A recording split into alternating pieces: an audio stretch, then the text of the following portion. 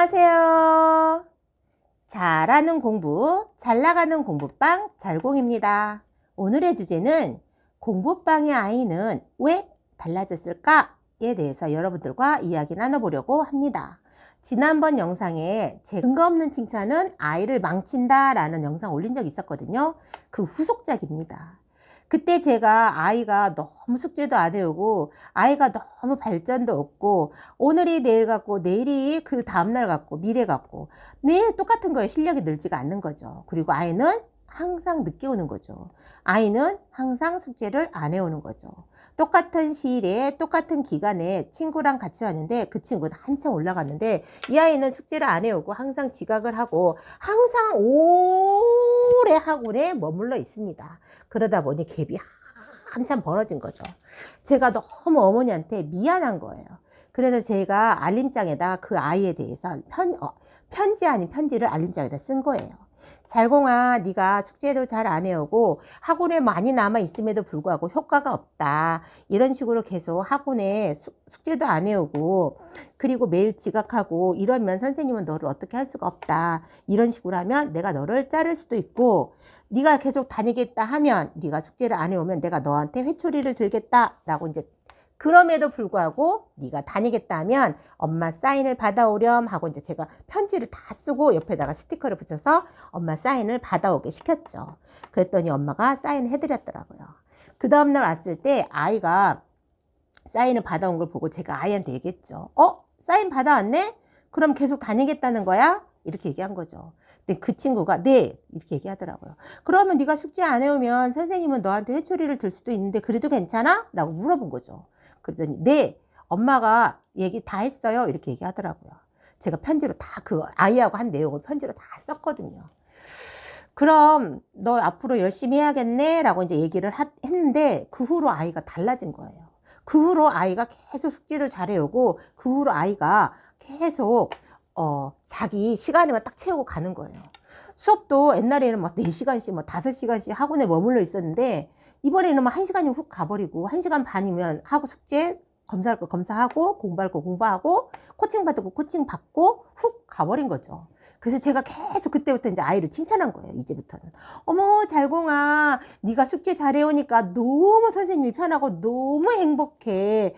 어머 잘공아 너 오늘 또 숙제 잘해왔구나. 어머 잘공아 오늘 또 빨리 끝나서 집에 가는구나. 잘공아 네가 너무 잘해오니까 선생님 너무 놀라워. 내일은 해가 안 뜰 것 같아. 내일 했더니 내가 이제 이렇게 얘기를 아이한테 한 거죠. 아이는 제가 이런 농담이 기쁜 거죠. 아이는 왜 달라졌을까요? 작은 승리를 본 거예요. 작은 승리. 큰 승리를 본 게 아니라 작은 승리를 맛을 본 거예요. 내가 집에 가서 단어를 좀 외우고 숙제를 좀 해가고 신경을 썼더니 집에 일찍 가네. 집에 일찍 가니까 내가 게임할 시간이 생겼네. 내가 숙제를 잘하고 학원에서 빨리 오니까 내가 친구들이랑 놀이터에서 놀 시간이 있네. 이 작은 승리를 본 거죠. 이 작은 승리가 모여서 점점점 작은 승리가 모여서 나중에 이 아이가 크면 큰 승리의 맛을 보는 거죠. 처음부터 사람이 살다가 큰 승리를 볼 수는 없습니다. 작은 승리로 이어서 큰 승리로 발전이 되는 거죠. 이 아이는 자기가 하면 된다라는 걸 승리의 맛을 본 거죠. 그래서 그 아이가 계속 잘 하더라고요. 그래서 이제 제가 유튜브를 좀 찍어야겠다 이거 소재를 가지고 그래 이 아이가 달라졌어. 어머 잘공아 우리 아이가 달라졌어요 하고 유튜브에 찍어서 올려야겠다 라고 얘기했더니 푸득푸득 기뻐하더라고요. 그런데 오늘은 이 아이가 저의 뒤통수를 또 사정없이 칩니다. 한동안 또 잘하더니 이 아이가 또 다시 리셋이 되었더라고요. 오늘 왔는데 그럼 이 아이는 왜 다시 리셋이 됐지? 라고 제가 오늘 생각해 본 거예요. 오늘 정말 깝깝했어요. 아이는 달라졌는데 작은 승리로 인해서 달라지는 맛을 보고 그 맛에 흥미를 느꼈어요. 맛을 봤죠. 그런데 갑자기 또 이 아이가 달라진 이유가 뭘까요? 다시 이 아이가 리셋이 된 이유는 뭘까요? 루틴이 깨진 거죠. 그래? 내가 숙제를 잘해 가니까 학원에서 일찍 끝나네? 내가 조금만 신경 써서 가니까 선생님이 나를 막 칭찬하네? 내가 조금 열심히 하니까 선생님이 나를 칭찬하고 일찍 보내주네? 놀이터에서 놀 시간이 생겼네? 아, 집에 가서 엄마 몰래 오락할 시간이 생겼네? 아싸! 했어요.